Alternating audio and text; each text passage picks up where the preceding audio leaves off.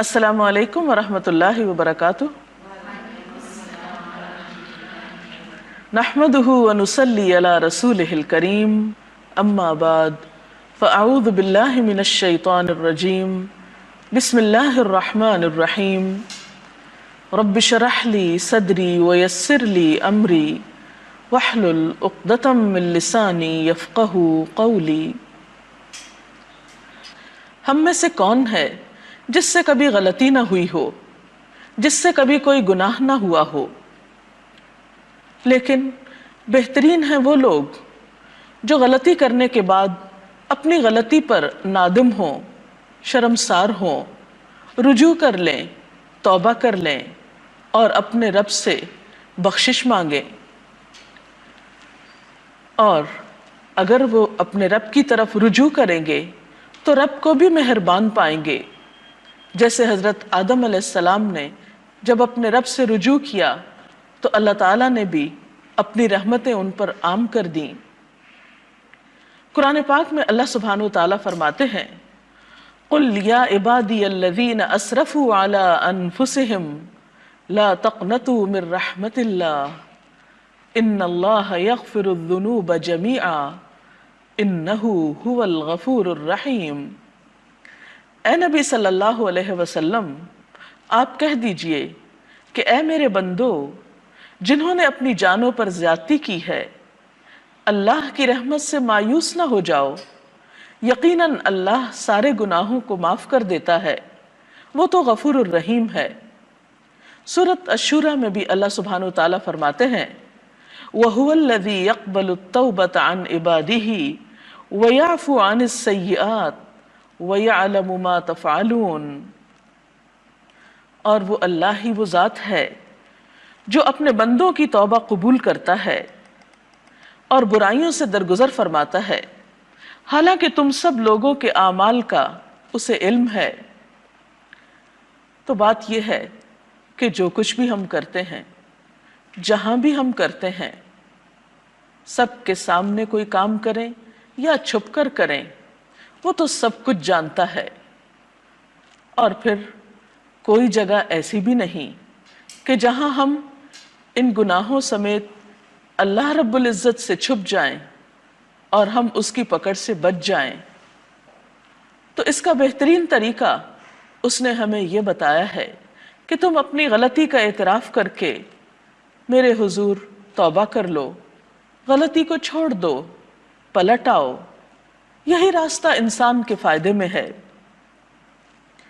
وہ خود فرماتا ہے، یا ایھا الذین آمنوا، اے لوگو جو ایمان لائے ہو، توبوا الی اللہ توبۃ نصوحا، اللہ سے توبہ کر لو، خالص توبہ۔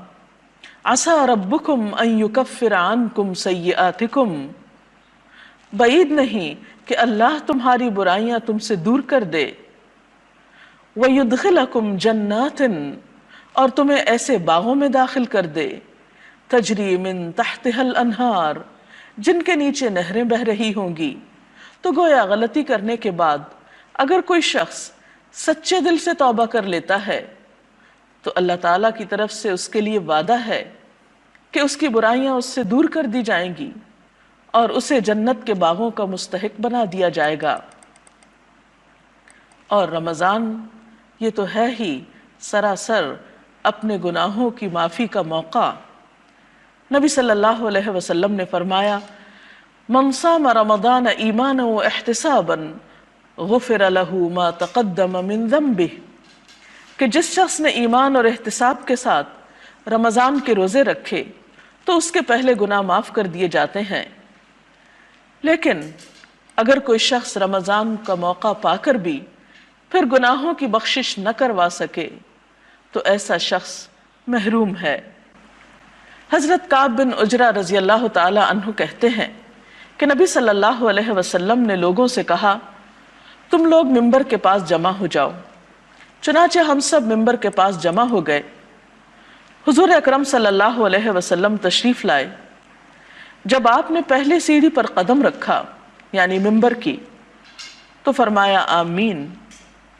پھر جب دوسری سیڑھی پر قدم رکھا تو فرمایا آمین۔ جب تیسری سیڑھی پر قدم رکھا تو فرمایا آمین۔ خطبہ دینے کے بعد جب آپ ممبر سے اترے تو ہم لوگوں نے کہا اے اللہ کے رسول صلی اللہ علیہ وسلم، ہم نے آج آپ سے وہ بات سنی ہے جو کبھی نہیں سنتے تھے۔ آپ نے فرمایا جب میں پہلی سیڑھی پر قدم رکھ رہا تھا تو جبریل امین تشریف لائے اور فرمایا وہ شخص تباہ ہو جس نے رمضان کا مہینہ پایا اور اپنی بخشش نہیں کرائی۔ تو میں نے کہا آمین۔ پھر جب میں نے دوسری سیڑھی پر قدم رکھا تو انہوں نے کہا وہ شخص خدا کی رحمت سے دور ہو جائے جس کے پاس آپ کا نام لیا گیا اور اس نے آپ پر درود نہیں بھیجا۔ تو میں نے کہا آمین۔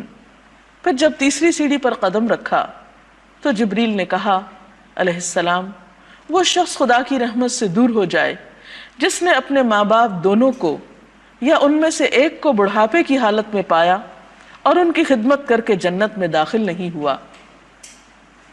تو اس حدیث سے پتہ یہ چلتا ہے کہ رمضان المبارک کا مہینہ گناہوں کی معافی کا ایک بہترین موقع ہے۔ اگر کوئی شخص اس موقع کو گنوا دیتا ہے تو وہ شخص سراسر اللہ سبحانہ و تعالیٰ کی رحمت سے محروم ہونے والا ہے۔ اس لیے ہم سب کو اس موقع سے بہترین فائدہ اٹھانا چاہیے، اور یہ بھی یاد رکھیے کہ کچھ گناہ ایسے ہوتے ہیں جنہیں نیکیاں خود بخود دھوتی رہتی ہیں۔ قرآن پاک میں آتا ہے ان الحسنات یذہبن السیئات کہ نیکیاں گناہوں کو مٹا دیتی ہیں، لیکن کچھ گناہ ایسے ہوتے ہیں جن کے لیے انسان کو نیکیوں کے ساتھ ساتھ خاص طور پر توبہ کرنی چاہیے، تعالیٰ کے حضور دعا کرنی چاہیے، استغفار کرنی چاہیے، اور رمضان اس کا بہترین موقع ہے۔ عام حالات میں بھی اللہ سبحانہ و تعالیٰ کی رحمت کے دروازے ہر وقت کھلے رہتے ہیں۔ حقیقت میں یہ بات انسان کے فائدے میں ہے کہ جب بھی اس سے گناہ ہو، اسے گناہ کا احساس ہو، تو توبہ کرنے میں دیر نہ لگائے، دن ہو یا رات فوراً اللہ سبحانہ و تعالیٰ کی طرف رجوع کر لے۔ حضرت ابو موسیٰ اشعری نبی صلی اللہ علیہ وسلم سے روایت کرتے ہیں کہ آپ صلی اللہ علیہ وسلم نے فرمایا اللہ عز و جل رات کے وقت اپنا ہاتھ پھیلاتا ہے تاکہ دن میں گناہ کرنے والا توبہ کر لے، پھر دن کے وقت اپنا ہاتھ پھیلاتا ہے تاکہ رات میں گناہ کرنے والا توبہ کر لے، حتیٰ کہ سورج مغرب سے طلوع ہو جائے۔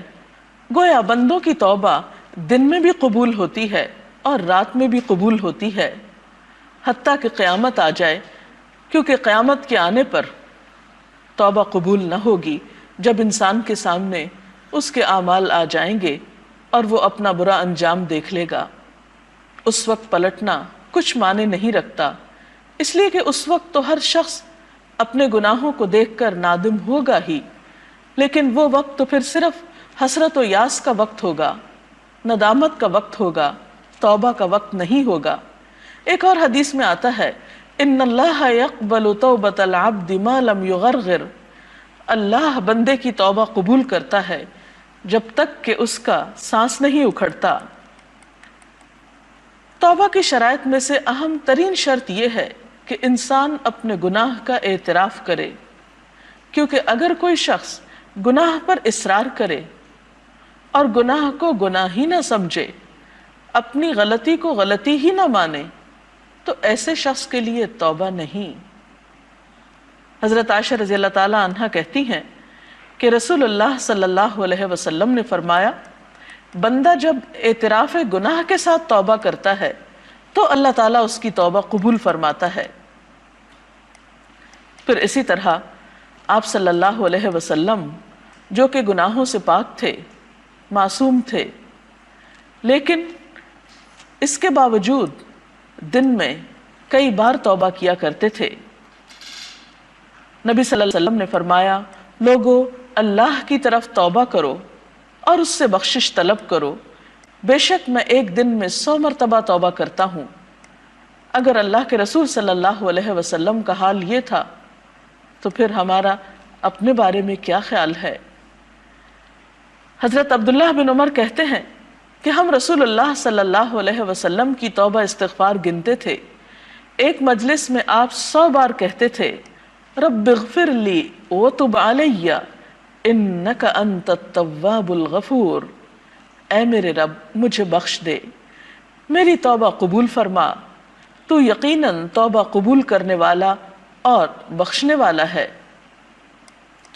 توبہ نہ صرف یہ کہ انسان کی آخرت کے لیے مفید ہے، بلکہ انسان کی دنیا کے لیے بھی سکون کا سبب ہے۔ ہم دیکھتے ہیں کہ جب انسان سے کوئی گناہ ہوتا ہے، کوئی زیادتی کا کام ہو جاتا ہے، انسان جب اپنے رب کو ناراض کرتا ہے تو یہ نہیں ہو سکتا کہ پھر وہ مطمئن زندگی بسر کر سکے، وہ پرسکون رہ سکے۔ بھلا اپنے محسن کو ناراض کر کے بھی کوئی خوش ہو سکتا ہے؟ ہرگز نہیں۔ ایسے میں پھر کیا کرنا چاہیے؟ فوراً رجوع کرنا چاہیے۔ گناہ سے دل پہ سیاہ نقطہ پڑ جاتا ہے، بندہ اگر توبہ کر لے تو وہ نقطہ دھل جاتا ہے، اور اگر توبہ نہیں کرتا تو وہ سیاہی پھیلنے لگتی ہے، حتیٰ کہ پورا دل سیاہ ہو جاتا ہے۔ استغفار دلوں کا زنگ دھو ڈالتا ہے۔ حضرت انس سے روایت ہے کہ نبی صلی اللہ علیہ وسلم نے فرمایا دلوں پہ بھی زنگ لگ جاتا ہے جیسے تانبے پہ زنگ لگ جاتا ہے، اور دلوں کا زنگ دور کرنے والی چیز استغفار ہے۔ تو چمکتے دل کے لیے، پرسکون دل کے لیے، ڈپریشن کے علاج کے لیے، غموں کے بوجھ سے نجات کے لیے بہترین نسخہ استغفار کرنا ہے، کیونکہ اگر ہم اس بوجھ کو لیے رہیں تو یہ دونوں طرح سے ہماری جسمانی اور روحانی صحت کے لیے بہت نقصان دہ ہے۔ اگر مخصوص کلمات کے ساتھ اللہ تعالیٰ سے بخشش طلب کی جائے، اور خصوصاً ان کلمات کے ساتھ جو اس کو پسند ہیں، تو انسان کی بخشش کی امید زیادہ کی جا سکتی ہے۔ وہ کلمات کون سے ہیں؟ وہ کلمات وہ ہیں جو اللہ کے رسول صلی اللہ علیہ وسلم نے ہمیں سکھائے ہیں۔ ان میں سے چند ایک، مثلاً مختصر ترین کلمہ استغفر اللہ، اللہم اغفر لی، استغفر اللہ ربی من کل ذنب واتوب الیہ۔ پھر اسی طرح سید الاستغفار، اللہم انت ربی لا الہ الا انت خلقتنی وانا عبدک وانا علی عہدک ووعدک ما استطعت اعوذ بک من شر ما صنعت ابوء لک بنعمتک علی وابوء بذنبی فاغفر لی فإنہ لا یغفر الذنوب الا انت۔ اس کا ترجمہ کچھ یوں ہے کہ اے اللہ، تو ہی میرا رب ہے، تو نے مجھے پیدا کیا،